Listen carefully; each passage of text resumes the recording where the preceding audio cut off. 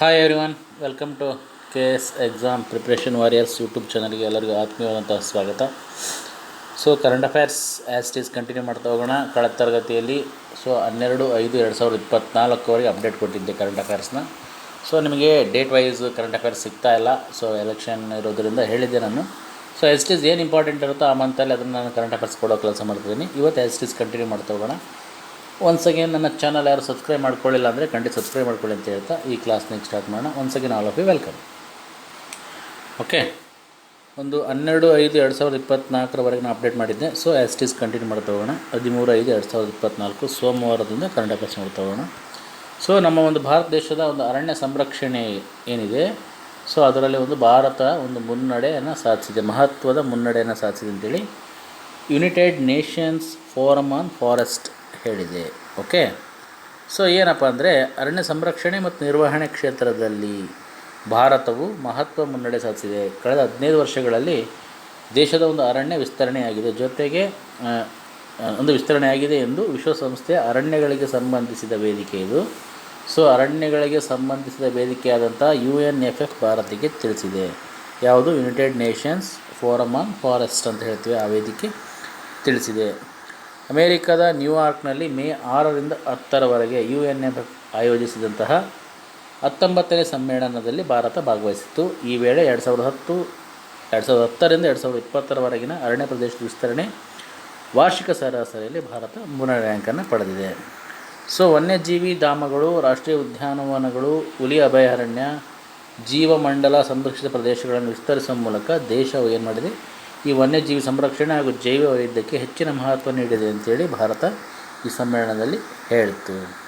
So ಅದರಲ್ಲಿ very important project tiger. ಈ project ಟೈಗರ್ನ ಒಂದು ಯೋಜನೆ 50ನೇ ವಾರ್ಷಿಕೋತ್ಸವ, ಜೊತೆಗೆ ಪ್ರಾಜೆಕ್ಟ್ ಎಲಿಫೆಂಟ್ನ 30ನೇ ವಾರ್ಷಿಕೋತ್ಸವ ಈಚೆಗೆ ಆಚರಿಸಲಾಯಿತು.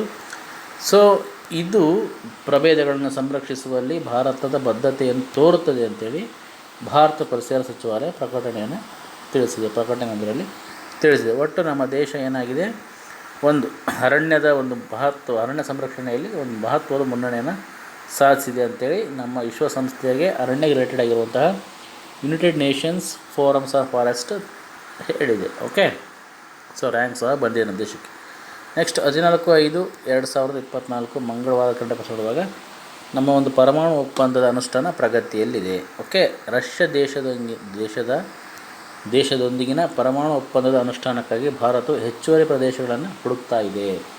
ಸೊ ಪ್ರಸ್ತಾವಿತ ಜೈತಾಪುರ್, ಹೊಸದು ನೋಡಿದ್ದು, ಜೈತಾಪುರ್ ಪರಮಾಣು ವಿದ್ಯುತ್ ಸ್ಥಾವರ ಯೋಜನೆ ಕುರಿತು ಫ್ರಾನ್ಸ್ನೊಂದಿಗೆ ಮಾತುಕತೆ ನಡೆಯುತ್ತಿದೆ ಎಂದು ವಿದೇಶಾಂಗ ಸಚಿವ S ಜಯಶಂಕರ್ ತಿಳಿಸಿದರು.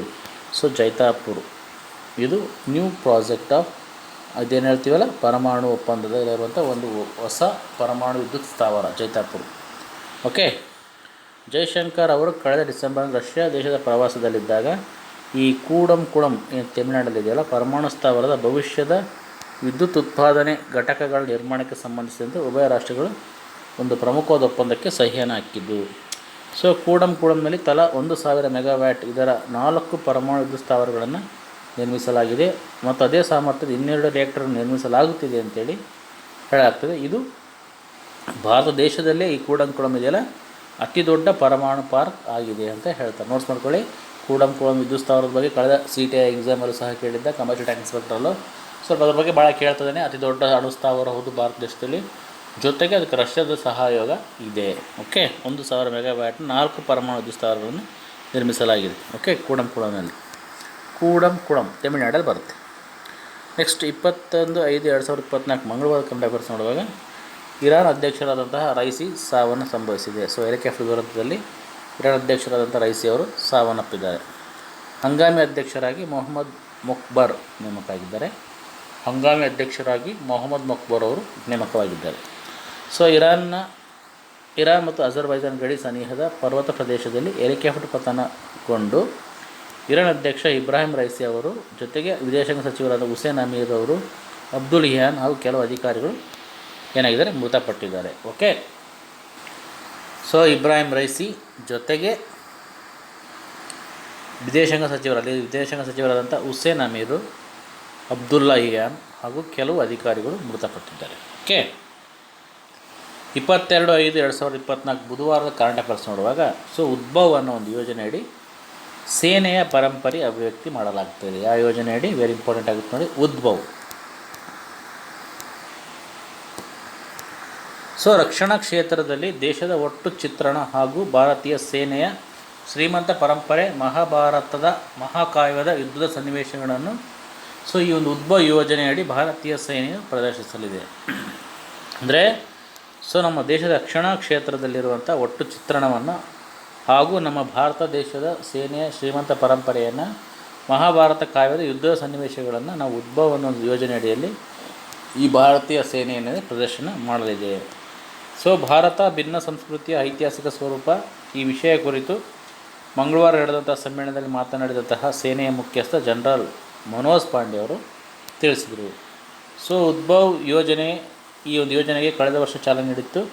ಸೊ ವೇದ, ಪುರಾಣ, ಉಪನಿಷತ್, ಅರ್ಥಶಾಸ್ತ್ರಗಳ ಆಳವಾದ ಅಧ್ಯಯನವನ್ನು ನಡೆಸಲಿದ್ದು ಭಾರತೀಯ ಮತ್ತು ಪಾಶ್ಚಿಮಾತ್ಯ ವಿದ್ವಾಂಸರ ನಡುವಿನ ಬೌದ್ಧಿಕ ಸಮಾನಾಂಶಗಳನ್ನು ದಾಖಲಿಸಲಾಗುವುದು ಅಂತೇಳಿ ಅವರು ಹೇಳಿದರು. ಓಕೆ, ನೆಕ್ಸ್ಟ್ ವೆರಿ ಇಂಪಾರ್ಟೆಂಟ್ ನೋಡಿ, ನೋಟ್ಸ್ ಮಾಡ್ಕೊಳ್ಳಿ. ನಮ್ಮ ದೇಶ ಈ ಪ್ರವಾಸೋದ್ಯಮ ಅಭಿವೃದ್ಧಿ ಸೂಚ್ಯಂಕದಲ್ಲಿ ಎಷ್ಟೇ ಸ್ಥಾನದಲ್ಲಿದೆ? 39ನೇ ಸ್ಥಾನದಲ್ಲಿದೆ. ಈ ಒಂದು ಸೂಚ್ಯಂಕ ಬಿಡುಗಡೆ ಆಗಿದೆ. ಯಾರು ಬಿಡುಗಡೆ ಮಾಡ್ತಾರೆ? World economic forum. ಓಕೆ, ವಿಶ್ವ ಆರ್ಥಿಕ ವೇದಿಕೆ ವರ್ಲ್ಡ್ ಎಕನಾಮಿಕ್ ಫೋರಮ್ 2024 ಪ್ರಯಾಣ ಮತ್ತು ಪ್ರವಾಸೋದ್ಯಮ ಅಭಿವೃದ್ಧಿ ಸೂಚ್ಯಂಕದಲ್ಲಿ ಭಾರತ 39ನೇ ಸ್ಥಾನಕ್ಕೆ ಜಿಗಿದಿದೆ. ಸೊ 2021ರಲ್ಲಿ ಭಾರತವು ಎಷ್ಟಿತ್ತು? 54ನೇ ಸ್ಥಾನದಲ್ಲಿತ್ತು. ಈಗ 39ಕ್ಕೆ ಬಂದುಬಿಟ್ಟಿದೆ. ಸೊ 10 ಅತ್ಯುತ್ತಮ ಪ್ರವಾಸೋದ್ಯಮ ರಾಷ್ಟ್ರಗಳೆಂದರೆ ಮೊದಲಿಗೆ America, 2 Spain, 3 Japan, 4 France, 5 Australia, 6 Germany, 7 United Kingdom, 8 China, 9 Italy, 10 Switzerland. Okay, ಇಷ್ಟು ಕರೆಂಟ್ ಅಫೇರ್ಸು. ಸೊ ಎಸ್ ನಾನು ಹೇಳ್ದಂಗೆ ನಿಮಗೆ, ಯಾಕಂದರೆ ಎಲ್ಲ ಕರೆಂಟ್ ಅಫೇರ್ಸು ನಮಗೆ ಸಿಗೋಲ್ಲ, ಯಾಕಂದರೆ ಸೊ ಎಲೆಕ್ಷನ್ ಇರೋದ್ರಿಂದ ಅಂತ ಇಂಪಾರ್ಟೆಂಟ್ ಸ್ಕೀಮ್ಗಳಾಗಲಿ ಅಥವಾ ಇನ್ಯಾವುದೋ ಎಕ್ಸಾಮ್ ರಿಲೇಟೆಡ್ ಕರೆಂಟ್ ಅಫೇರ್ಸ್ ನಮಗೆ ಅಲ್ಲಿ ಏನಾಗಲ್ಲ, ಬರಲ್ಲ ನ್ಯೂಸಲ್ಲಿ. ಸೊ ಹಾಗಾಗಿ ಏನು ಇಂಪಾರ್ಟೆಂಟ್ ನ್ಯೂಸ್ ಅಷ್ಟೇ ಕೊಟ್ಟಿದ್ದೀನಿ. ಖಂಡಿತ ನಿಮಗೆ ಹೆಚ್ಚಿಗೆ ಬೇಕಂದರೆ ನೀವು ಖಂಡಿತ ಹಲವಾರು ನ್ಯೂಸ್ ಪೇಪರ್ ನೀವು ರೆಫರ್ ಮಾಡಿ. ಬಟ್ ಇದರಲ್ಲಿ ಏನು ಇಂಪಾರ್ಟೆಂಟ್ ಅನಿಸುತ್ತೆ ಅದನ್ನು ಖಂಡಿತ ನೋಟ್ಸ್ ಮಾಡ್ಕೊಳ್ಳಿ. ಜೊತೆಗೆ ನನ್ನ ಚಾನಲ್ ಯಾರು ಸಬ್ಸ್ಕ್ರೈಬ್ ಮಾಡ್ಕೊಳ್ಳಿಲ್ಲ ಅಂದರೆ ದಯವಿಟ್ಟು ಸಬ್ಸ್ಕ್ರೈಬ್ ಮಾಡ್ಕೊಳ್ಳಿ. ಕಂಟೆಂಟ್ ಇಷ್ಟ ಆದರೆ ಎಕ್ಸಾಮ್ ಆಸ್ಪರೆಂಟ್ಸ್ಗೆ ಶೇರ್ ಮಾಡಿ ಅಂತ ಹೇಳ್ತಾ ಈ ಕ್ಲಾಸ್ನಲ್ಲಿ ಮುಗಿಸ್ತಿದ್ದೀನಿ. Once again all of you, thank you.